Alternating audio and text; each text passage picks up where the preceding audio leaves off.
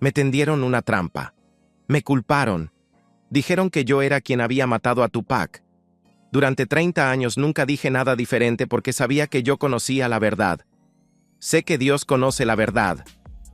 Suge Knight pasó décadas en silencio, dejando que los rumores sobre el asesinato de Tupac se multiplicaran. Pero, momentos antes de su impactante ataque en la cárcel, rompió ese silencio. Y la verdad que reveló podría cambiar todo lo que creíamos saber sobre la muerte de Tupac.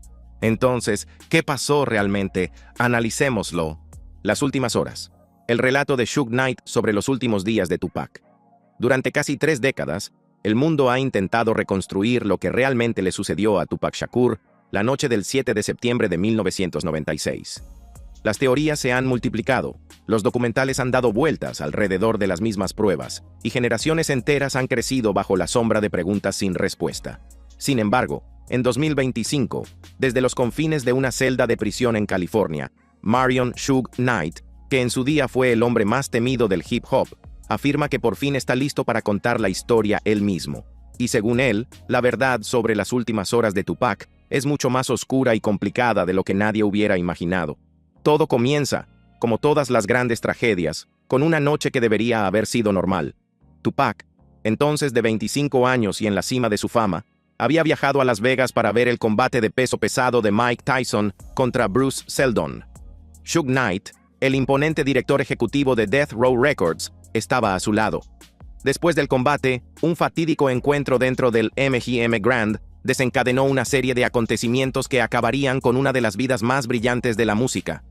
Las cámaras de vigilancia captaron a Tupac, Knight y su séquito golpeando a Orlando Baby Lane Anderson, miembro de los Southside Crips, en el vestíbulo del hotel, en lo que ellos consideraban un acto de venganza por el robo previo de Anderson de un medallón de Death Row.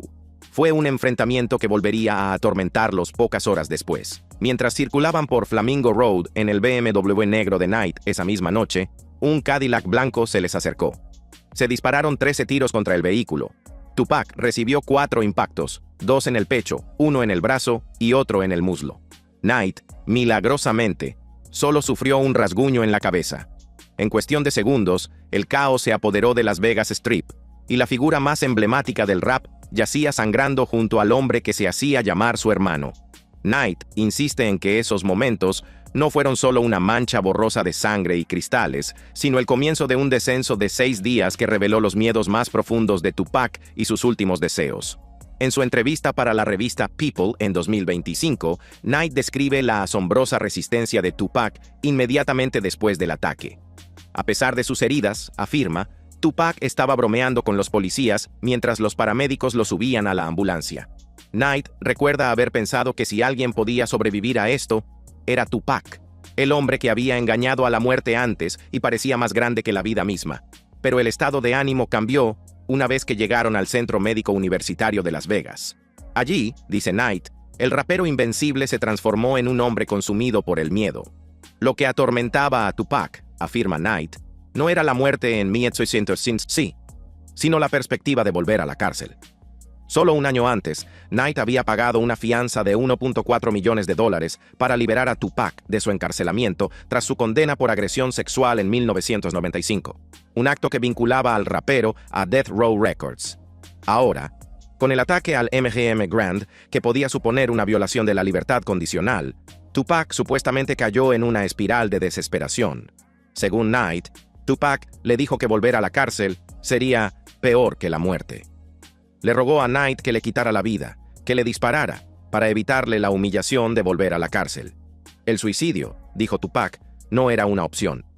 Era cristiano, y quitarse la vida significaría la condenación eterna.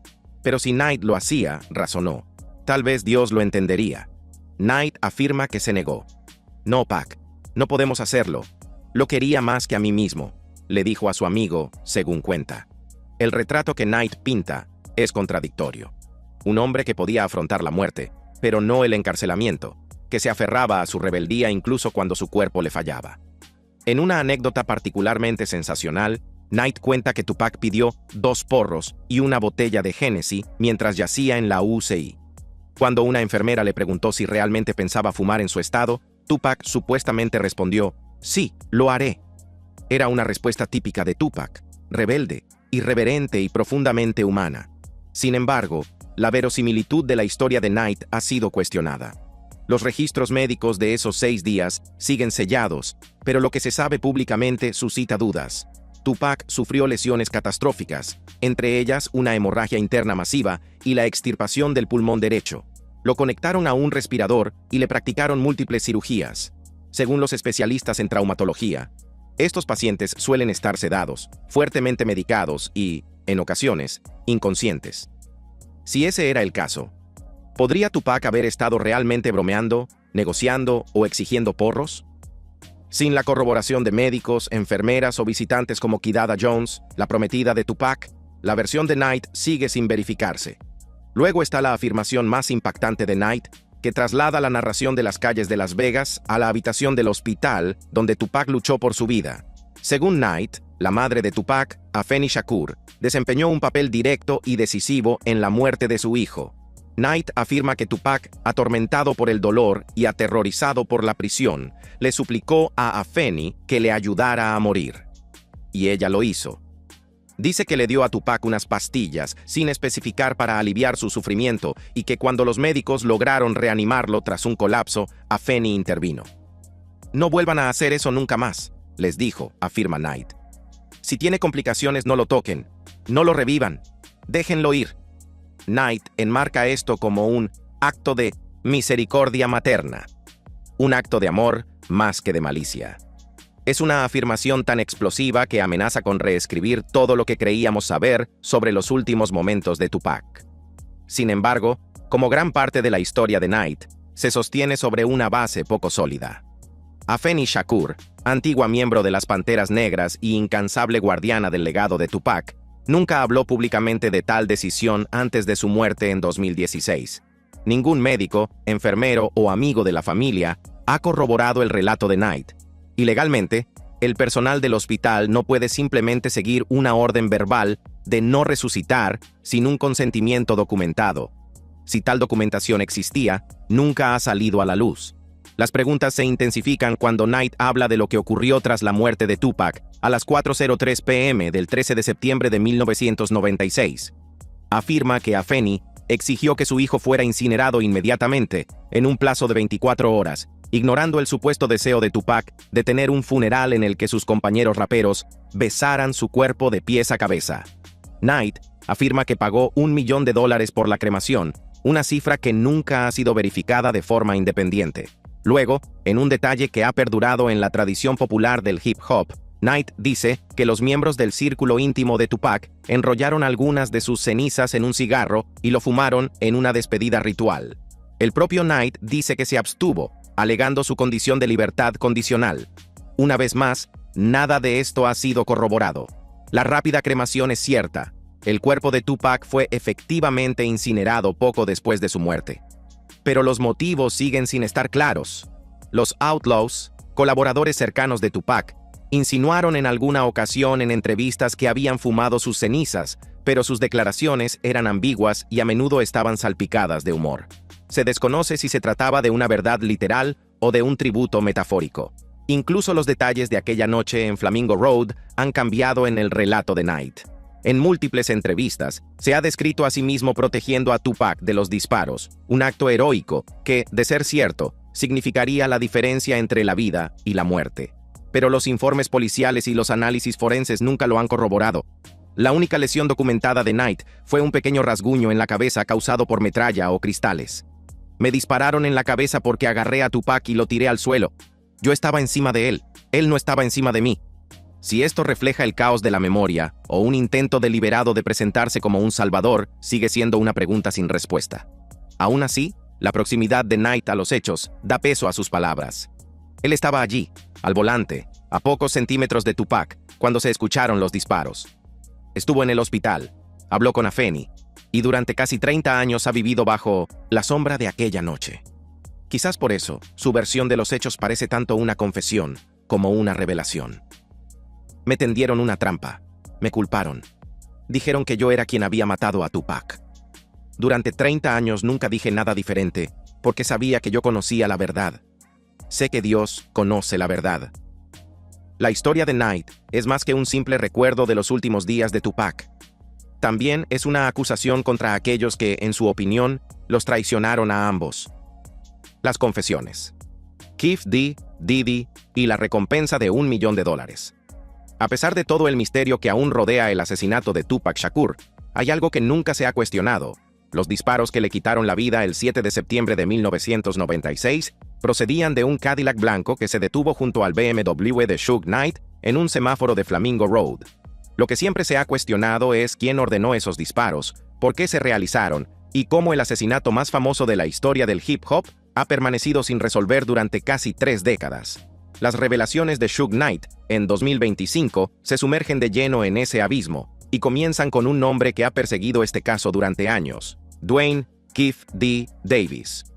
Kef D., antiguo miembro de la banda Southside Crips y tío de Orlando Baby Lane Anderson, ha sido durante mucho tiempo una figura central en la investigación sobre Tupac. Ya en 2008, comenzó a confesar su participación, primero durante un acuerdo con la policía y más tarde en sus memorias de 2019, Compton Street Legend. Admitió haber estado en el Cadillac la noche en que Tupac fue asesinado. Afirmó que Anderson, el mismo hombre al que Tupac y Suge habían atacado dentro del MGM Grand horas antes, fue quien apretó el gatillo, y dijo que él le entregó a Anderson la Glock calibre 40 utilizada en el tiroteo. Esas confesiones, junto con años de rumores persistentes, culminaron en la detención y acusación de Kef D. en septiembre de 2023 por parte de la policía de Las Vegas. La fiscalía lo acusó de asesinato con arma mortal, alegando que él fue quien orquestó la emboscada. Las declaraciones de los testigos, los casquillos encontrados en la escena del crimen y las propias palabras de Kef D. constituyeron la base de la acusación. Su juicio, aplazado hasta 2026 debido a disputas sobre las pruebas, fue aclamado como el primer paso real hacia la justicia en un caso que durante mucho tiempo se consideró congelado en el tiempo. Pero según Suge Knight, las confesiones de Kef D. van aún más allá y conducen directamente a una de las figuras más poderosas de la música. Según Knight, en algún momento a principios de la década de 2000, mucho después del tiroteo, pero mucho antes de las confesiones públicas de Kef D., los dos hombres se cruzaron en un lugar insólito: un partido de los Lakers en Los Ángeles. Knight, recién salido en libertad condicional, estaba sentado junto a la cancha cuando vio a Kef D. entre la multitud. Lo que siguió, afirma, fue una conversación que lo cambió todo. Veo a Kef D. Kef D. estaba asustado. Dijo: necesito el dinero. Puff y los demás se supone que me deben $1 millón. Nos dieron la mayor parte del dinero o la mitad, y así es como se desveló todo lo que pasó en Las Vegas. Kef D., dice Knight, confesó que el tiroteo no fue solo una represalia de las pandillas por la pelea en el MGM, sino que fue un asesinato por encargo. Sean Diddy Combs, entonces director de Bad Boy Records y el rival más feroz de Death Row, supuestamente había ofrecido una recompensa de $1 millón por matar tanto a Tupac como a Knight. La mitad del dinero se pagó por adelantado, dijo Kef D., y el resto se pagaría una vez que se hubiera hecho el trabajo. Según la versión de Kef D., el motivo tenía su origen en el miedo. El éxito explosivo de Tupac en Death Row, especialmente tras el lanzamiento de All Eyes on Me, había alterado el equilibrio de poder entre la costa este y la costa oeste. Death Row, respaldada por la formidable figura de Suge Knight, estaba eclipsando a Bad Boy Records en influencia, dominio y alcance cultural. Kef D. insinuó que un asesinato era la forma más segura de eliminar la amenaza. Kef D. también alegó que agentes de policía fuera de servicio participaron en el complot, no como pistoleros, sino como guardias de seguridad desarmados que aceptaron dinero para mirar hacia otro lado. Le dijo a Knight que guardias de seguridad y los llamados amigos habían participado, dando nombres e implicando a figuras mucho más allá de su propio círculo de pandillas. Según él, fueron los guardias de seguridad los que aceptaron dinero y participaron en ello, y fueron los llamados compas. Me lo contó de una manera que me dio asco. No era solo él. No era solo Puffy. Según Knight, fue una confesión que lo conmocionó profundamente. Le hervía la sangre. Quería atacar a Kef D. allí mismo, pero se contuvo. En su lugar, empezó a hacer preguntas, tratando de reconstruir la conspiración más amplia que, según él, había acabado con la vida de Tupac. Este relato añade una dimensión completamente nueva a una historia que durante mucho tiempo se había enmarcado como una rivalidad entre bandas que había ido demasiado lejos. Sugiere premeditación, intercambio de dinero y poderosos actores moviendo los hilos desde las sombras. Y, lo que es más importante, coincide con lo que el propio Kef D ya había afirmado años antes. En su declaración policial de 2008 y de nuevo en sus memorias de 2019, Kef D dijo que Diddy le había ofrecido $1 millón durante una reunión en 1995. Una afirmación que ha repetido en entrevistas y que ahora forma parte de la versión de la fiscalía. Pero la anécdota de Knight sobre el partido de los Lakers es nueva. No aparece en las memorias de Kef D, ni ha sido corroborada por otros testigos.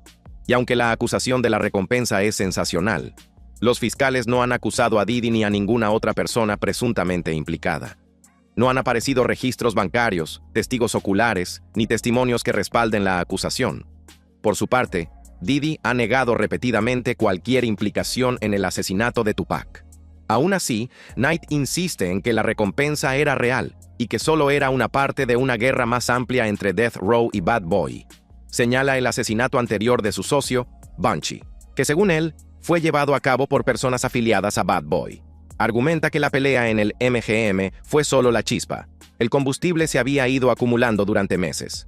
Knight también afirma que la traición desempeñó un papel fundamental.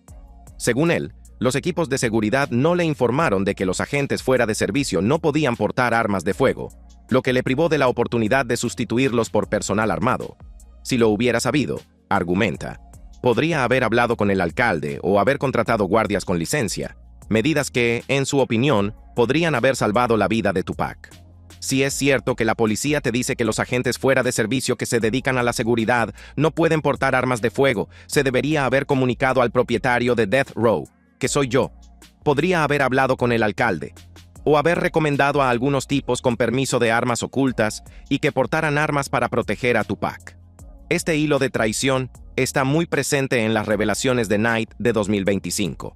Acusa a personas cercanas a él y a Tupac de participar en el bando contrario, y compara sus acciones con las de Judas, que aceptó plata a cambio de traicionar a Jesús. Incluso alega que nombres conocidos, entre ellos Snoopy, una probable referencia a Snoop Dogg, estuvieron involucrados en la conspiración o sabían más de lo que jamás admitieron. Lo peor de todo es que, cuando se descubrió que Snoopy había participado, cuando se descubrió que Brad James lo sabía, esto le dolió, pero nunca nos lo dijo a ninguno de nosotros. Las acusaciones son explosivas y no han sido verificadas. Ni Snoop Dogg ni otras personas mencionadas por Knight han sido acusadas en relación con el asesinato de Tupac.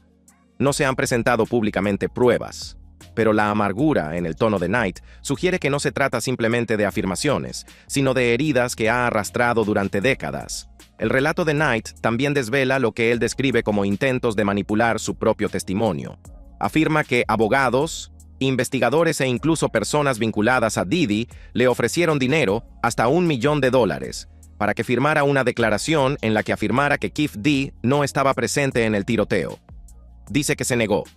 Llegaron al punto de ofrecerme $1 millón para que dijera que él no estaba allí. ¿Por qué alguien querría que Knight hiciera tal declaración? Según él, el objetivo era desacreditar partes clave del caso de la fiscalía y proteger a otros de ser expuestos. Incluso afirma que los abogados se reunieron con el hijo de Kef D y pagaron sus honorarios legales, lo que sugiere un esfuerzo coordinado para controlar la narrativa y suprimir testimonios perjudiciales. Estas afirmaciones tampoco han sido verificadas, pero dibujan un panorama de un caso que, casi 30 años después, sigue plagado de agendas ocultas y verdades enterradas. Lo que complica aún más las cosas es que, a pesar de las confesiones de Kef D y la acusación de 2023, el camino legal que se avecina es incierto. Su juicio se ha retrasado hasta 2026, y gran parte del caso de la Fiscalía se basa en sus propias declaraciones. Declaraciones que hizo en virtud de acuerdos de inmunidad que solo se anularon cuando decidió hacerlas públicas. Testigos clave, como Orlando Anderson, llevan mucho tiempo muertos. Las pruebas físicas, como el arma homicida, nunca se han recuperado. Y aunque los fiscales citan casquillos y testimonios de testigos, ninguno de ellos vincula de forma concluyente a Kef D con el disparo de aquella noche.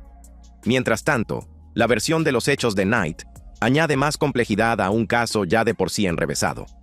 Al hacerse eco de las afirmaciones de Kef D sobre la recompensa e implicar directamente a Diddy, Knight alimenta una narrativa que va mucho más allá de la venganza entre bandas.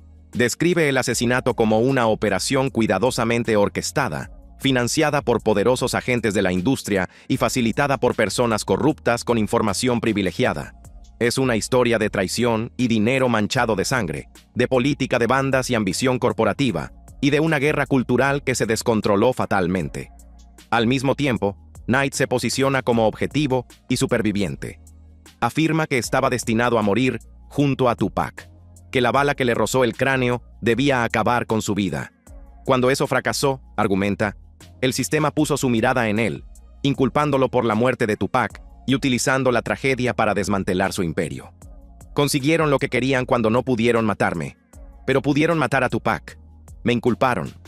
Me culparon. Es una narrativa que presenta a Knight no como un villano, sino como una víctima. Traicionado por sus amigos, perseguido por sus enemigos y convertido en chivo expiatorio por el sistema judicial. Y es esta narrativa la que ahora ofrece como su explicación definitiva, la historia que quiere que el mundo recuerde si muere en prisión. Sin embargo, como se ha mencionado anteriormente, la cuestión de la credibilidad es muy importante.